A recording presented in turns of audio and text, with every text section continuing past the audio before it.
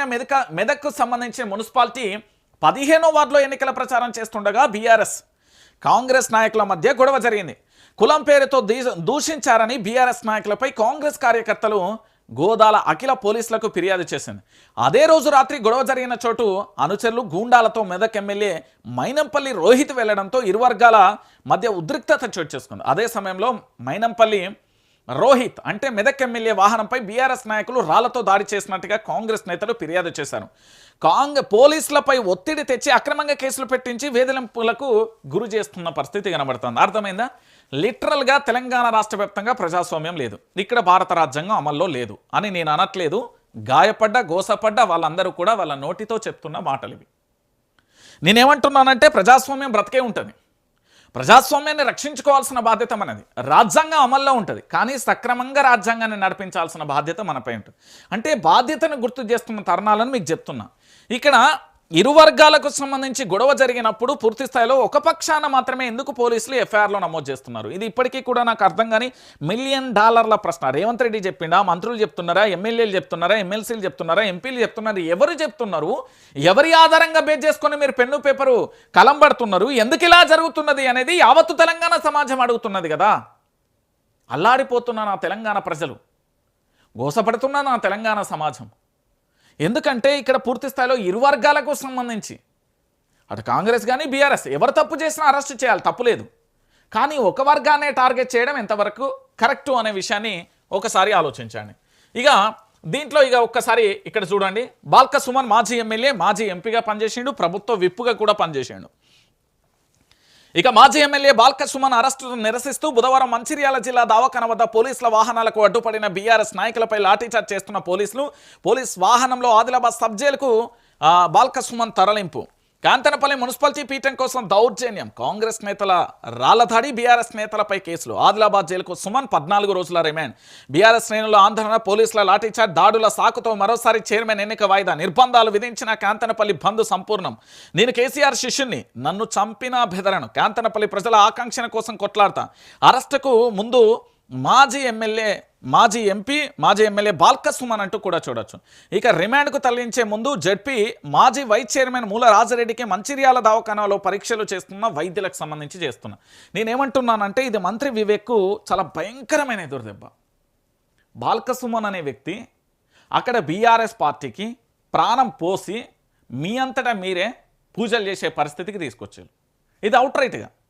ఎందుకంటే దేనిని కూడా హైలైట్ చేయొద్దు. అది పాపం మంత్రి వివేక్ ఇన్ని సంవత్సరాల రాజకీయంలో లేదా ఓ ఛానల్ను నడుపుతూ ఓ పేపర్ను నడుపుతున్నప్పుడు బోధపడలేదేమో. అరెస్టు చేసినంత మాత్రాన నిర్బంధం ఆగదు, కేసులు పెట్టినంత మాత్రాన నిర్బంధాలకు ఆగరు, రిమాండ్కు వదిలించిన మాత్రాన సంఖ్యలతో అక్కడ బందీ అయిపోరు. ఖచ్చితంగా పోరాటం జరుగుతుంది, తిరుగుబాటు జరుగుతుంది. ఖచ్చితంగా అక్కడ ఎన్ని రకాల ఉద్యమాలు చేయాలో అన్ని రకాల ఉద్యమాలు చేస్తారు. ఇప్పుడు బాల్క సుమన్ ఎపిసోడ్లో ఏం జరిగింది? ఏం లేదండి. ఈ కాంతనపల్లికి సంబంధించిన మున్సిపాలిటీ ఏదైతే ఉందో అది బీఆర్ఎస్, దాంతోపాటు సిపిఐకి సంబంధించిన పార్టీ కౌన్సిలర్లకు సంబంధించి చైర్మన్ వైస్ చైర్మన్ బీఆర్ఎస్ పార్టీది ఫిక్స్, అది మర్చిపోండి. ఆ పీఠాన్ని దక్కించుకోవడానికి మంత్రి వివేక్ గారు చేస్తున్న కుట్ర కోణంలో బయటపడ్డ యథార్థమైన ఈ దృశ్యాలన్నిటికీ కారణం ఆ యొక్క చైర్మన్ ఎన్నిక. అంతే, ఇందులో సింపుల్గా ఏమీ లేదు. కానీ ఇందులో పోలీసులు ఏకపక్షంగా వ్యవహరించారనే వాదన చాలా బలంగా వినబడుతున్నది. ఈ పోలీసుల ఏకపక్ష ధోరణితోని పూర్తి స్థాయిలో తెలంగాణ రాష్ట్ర వ్యాప్తంగా పోలీసు వ్యవస్థ మీద ఉన్న గౌరవాన్ని మీరు కాపాడుకోవాలి, పోలీసు వ్యవస్థ మీద ఉన్న నమ్మకాన్ని మీరు కాపాడుకోవాలి. మీరు ఈ విధంగానే వ్యవహరిస్తాం, మేము ఇట్లనే వ్యవహరిస్తాం అంటే నమ్మకాలు పోయిన తర్వాత జరగబోయే ఉద్యమం ఎట్లుంటుంది అంటే వ్యక్తిగత రాజ్యాంగం అనేది ఒకటి ఉంటుంది. ఇప్పుడు నా మీద కేసులు పెట్టిళ్ళు, అరెస్టు చేసిళ్ళు, దాంతోపాటు రకరకాల కోట్ల చుట్టూ తిప్పిలు, నా సొంత రాజ్యాంగం అనేది ఒకటి ఉన్నది. దాంట్లో పెన్ డ్రైవ్లతో పాటు చాలా రకాల వీడియోలు ఉన్నాయి. దాన్ని ఒక్కొక్కటిగా బ్లాస్ట్ చేస్తే ఏంటంటే ఇక తెలంగాణలో కాంగ్రెస్ పార్టీ అనేది సమాధి. ఆ నేతలకు సంబంధించిన చీకటి ప్రపంచ కోణాలన్నీ బయట పెడతాం. అంత భయంకరమైన దృశ్యాలు ఉన్నాయి. దేనికోసం? ప్రజాస్వామ్య విలువలు, రాజ్యాంగ విలువల కోసం ఆపుతా నేను. ఒక వ్యక్తిగత హనన చేయను నేను ఎప్పుడు. కానీ ఈ దుర్మార్గమైన చర్యలు వస్తాయి చూడు, అప్పుడు ఖచ్చితంగా మనకే ముప్పు ఏర్పడినప్పుడు ఎవడి ఏడబోతే మనకేం, అదే ప్రయత్నం జరుగుతుంది. సో ఇప్పుడు మంచిర్యాలకు సంబంధించిన కాంతనపల్లి మున్సిపాలిటీలలో కూడా రేపు ఈ మంత్రి అనుచరులకు సంబంధించిన అన్నీ కూడా బయటికి రాబోతున్నాయి. ఎపిసోడ్లుగా వస్తాయి. మీరు వేచి చూడండి. బాల్కసుమన్ ఈ రోజుతో వదిలేసిండు అంటే అది కానముచ్చట. అది అస్సలు కాదు. మీరు అనుకుంటున్నారేమో కానీ అది కానముచ్చట. ఒకసారి డెప్త్గా వెళ్ళే ప్రయత్నం చేద్దాం. మంచిర్యాల జిల్లా కాంతనపల్లిలో అధికార కాంగ్రెస్ పార్టీ బరితెగించుడు కాదు, బరితెగించి ఊరేగుతాంది అని అక్కడ ప్రజలు అంటున్నారు. కాంతనపల్లి మున్సిపాలిటీని ఎలాగైనా దక్కించుకోవాలని దురుద్దేశంతో బీఆర్ఎస్ మంచిర్యాల జిల్లా అధ్యక్షుడు మాజీ ఎమ్మెల్యే బాల్కసుమన్ను అరెస్టు చేయించింది. మున్సిపల్ పీఠం చేజిక్కించుకునేందుకు చైర్మన్ వైస్ చైర్మన్ ఎన్నిక 2 సార్లు వాయిదా వేయించి కౌన్సిలర్లను ఇబ్బందులు పెట్టినా, చివరికి ఖాళీ చెక్కులు ఇచ్చి ప్రలోభాలకు గురి చేసినా ఫలితం లేకుండా పోవడంతో తప్పుడు కేసులతో దుర్మార్గంగా దౌర్జన్యంగా వ్యవహరించారు. పోలీసుల విధులకు ఆటంకపరిచి భయభ్రాంతులకు గురి చేశారంటూ మంగళవారం అర్ధరాత్రి దాదాపు 10 గంటలకు జరిగిన ఎపిసోడ్. అర్ధరాత్రి వరకు ఎపిసోడ్ జరిగిందంటే ఇక మీరే చూడరు. 10 గంటల సమయంలో రామకృష్ణాపూర్ పోలీస్ స్టేషన్లో దేవాపూర్ ఎస్ఐతో కేసు పెట్టించారు. బీఆర్ఎస్ మాజీ ఎమ్మెల్యే బాల్కసుమన్, బీఆర్ఎస్ నాయకులు మూల రాజిరెడ్డి, గుడిసెల రాజా రమేష్, అనిల్, గాజుల చంద్రకిరణ్, మేడిపల్లి సంపత్, గొగ్గుల రవీందర్ రెడ్డి, రామిడి లక్ష్మకాంత్, బండారి సూరిబాబులపై 89/3, 91/2, 191/3. దాంతోపాటు ఒకసారి ఇక్కడ క్లియర్గా చూద్దాం. 180/3 ఒకసారి దీన్ని అడుగుదాం. ఏంది కేసులకు సంబంధించి ఏం జరుగుతుంది, దీని సెక్షన్లకు ఏం జరుగుతుంది. 189/3. దాంతోపాటుగా ఇక్కడ జరుగుతున్న ఎఫ్ఐఆర్లకు సంబంధించి కూడా నేను ఒకసారి చెప్పే ప్రయత్నం చేస్తాను. ఎందుకంటే తెలంగాణ సమాజానికి ఈ కేసు డీటెయిల్స్ కూడా ఒకసారి చూద్దాం. ఏమని పెట్టిల్లు, ఏం కథ అనేది కూడా మనం చూసే ప్రయత్నం చేద్దాం. ఇక్కడ 189/3, 189/3, దాంతోపాటు 191/2, 191/3, 121/2, 223 RW, దాంతోపాటు 190 BRS సెక్షన్ల కింద పోలీసులు కేసు నమోదు చేసిరు. అయితే ఒక్కొక్క సెక్షన్కు సంబంధించి చూద్దాం. ఇది 189/3 ఏంది అంటే ప్రభుత్వ ఉద్యోగిని బెదిరించడం లేదా పనిలో ఆటంకం కలిగించడం. నెంబర్ 1 గుర్తుపెట్టుకోరి. అక్కడ ప్రభుత్వ ఉద్యోగి ఎవరు ఏంటి అంటే ఒకసారి నేను ఇక్కడ చెప్తా ఏం జరిగింది. దేవాపూర్ ఎస్ఐతో కేసు పెట్టించారు. ఈ కేసు పెట్టించింది ఎవరు అనుకుంటారు? కాంగ్రెస్ పార్టీ కార్యకర్త కాదు, అట్లని వేరే వాళ్ళు కాదు. కేసు పెట్టింది ఎవరో తెలుసా? రామకృష్ణాపూర్ పోలీస్ స్టేషన్లో దేవాపూర్ ఎస్ఐతో కేసు పెట్టించారు. ఇది ఎస్ఐ పెట్టిన కేసు. దీంట్లో ఏం జరుగుతుంది అంటే ఐపీసీ సెక్షన్ 183 ఏదైతే ఇక్కడ 3 ఉందో దాని ప్రకారం ఏంటంటే ప్రభుత్వ ఉద్యోగిని బెదిరించడం, పనిలో ఆటంకం కలిగించడం మొదటిది. ఇక రెండోది ఏంటంటే ఐపీసీ 191 తప్పుడు సాక్ష్యం ఇవ్వడం అంటే ఫాల్స్ ఎవిడెన్స్. దాంతోపాటు 121 దేశద్రోహం, ప్రభుత్వానికి వ్యతిరేకంగా యుద్ధం చేయడం వంటి తీవ్రమైన నేరం. దాంతోపాటు ఇక్కడ ఆర్మ్స్ యాక్ట్ అంటే 223 ఇవి ఏంది అంటే అనుమానం, అనధికారికంగా ఆయుధాలు కలిగి ఉండడం. దాంతోపాటు సిఆర్పిసి 190 కోర్టు నేరంపై విచారణ ప్రారంభించడానికి అధికారం కలిగిన సెక్షన్లు.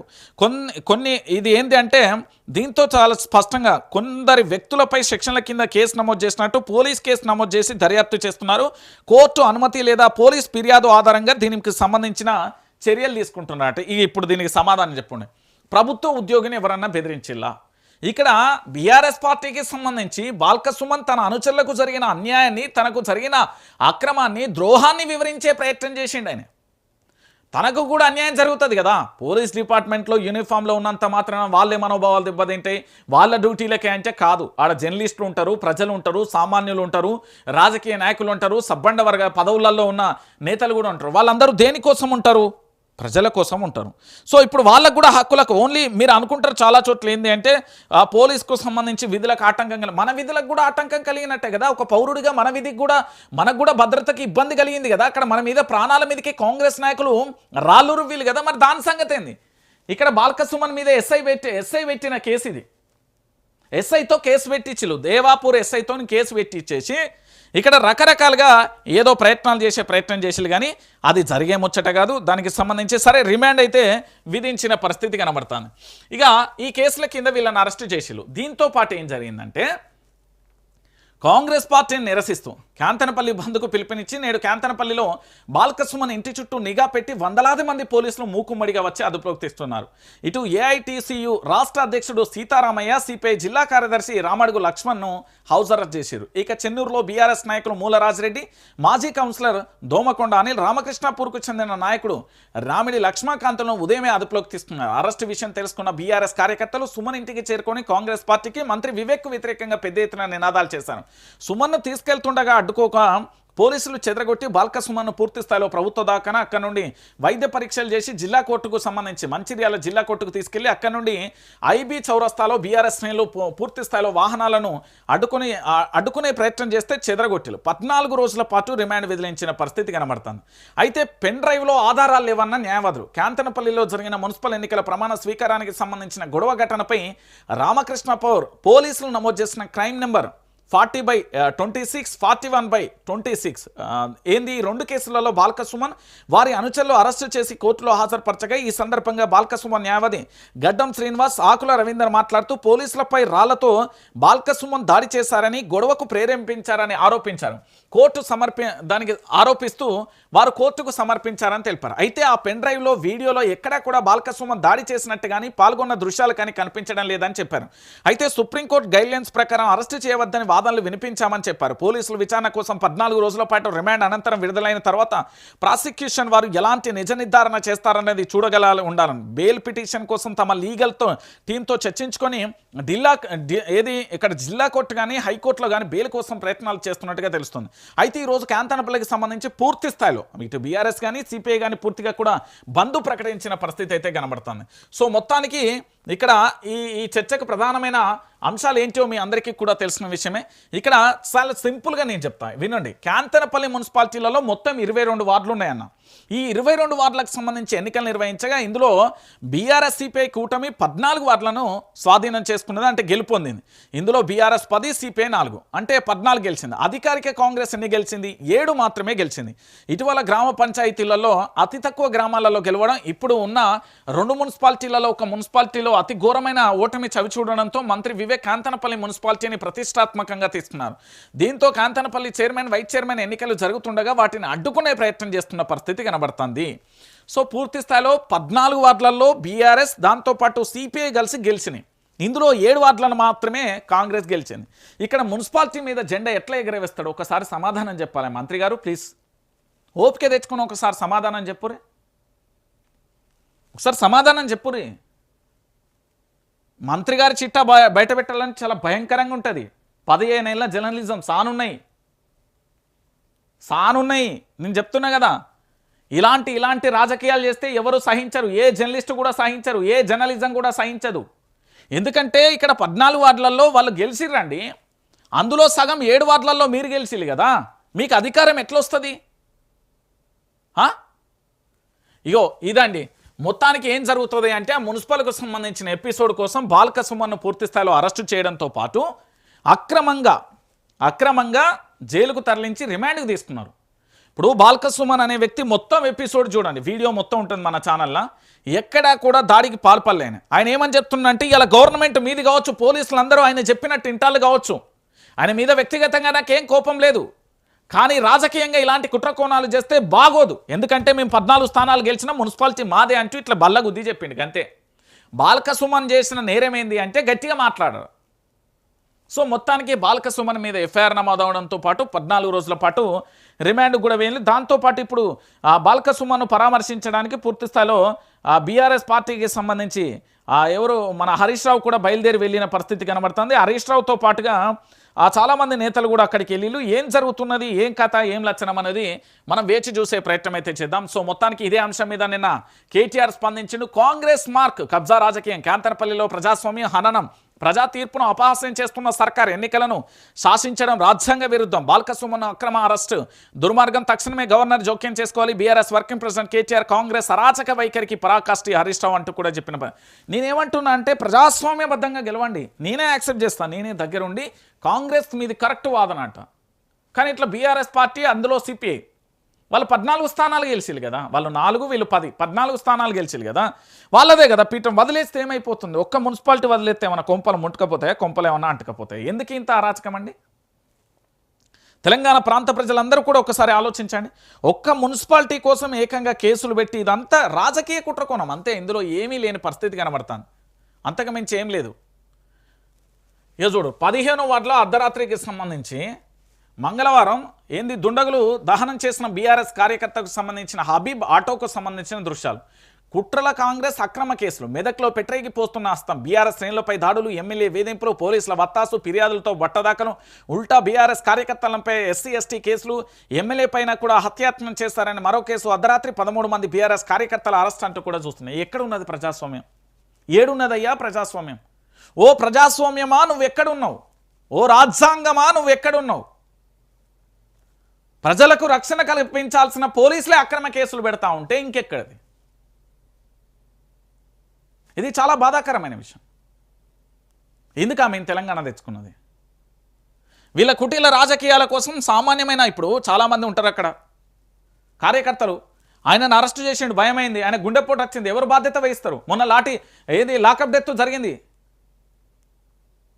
దానికి ఏమైనా కోదాడకు సంబంధించి దాని మీద ఏమైనా ఇప్పటికైనా ఏమైనా ఉన్నదా? అక్కడ సిఐని సస్పెండ్ చేస్తారు కానీ ఎస్ఐని చేయలేదండి. హైలైట్ ఇది.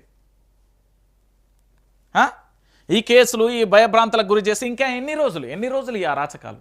ఇది కరెక్ట్ పద్ధతి అయినా ఒకసారి ఆలోచించండి. మనం ప్రజాస్వామ్యబద్ధంగా రాజ్యాంగం ప్రకారం రాజ్యాంగానికి లోబడి ఏదైనా గెలుపు ఓటములు అనేది సహజం. గొప్ప గొప్ప నేతలే, ఇందిరాగాంధీ సైతం ఓడిపోయిన చరిత్ర ఉన్నది ఈ దేశంలో. దానికి సంబంధించి పూర్తి స్థాయిలో ఇక్కడ కార్యకర్తలను టార్గెట్. ఇప్పుడు నేను మాట్లాడిన అనుకో ఎస్సీ ఎస్టీ అట్రాసిటీ, లేదా ఇంకోరు మాట్లాడేలా అనుకో, బీసీ వ్యక్తి మాట్లాడినా, ఓసీ వ్యక్తి మాట్లాడినా, లేకపోతే ఇంకెవరు మాట్లాడినా ఎస్సీ ఎస్టీ అట్రాసిటీ కేసులు. అసలు సంబంధం లేని వ్యక్తుల మీద కేసులు అవుతున్నాయట మెదక్లో. ఇదేం పంచాయతో నాకు ఇప్పటికీ కూడా అర్థం కాని పరిస్థితి కనబడుతుంది. తెలంగాణ ఆత్మ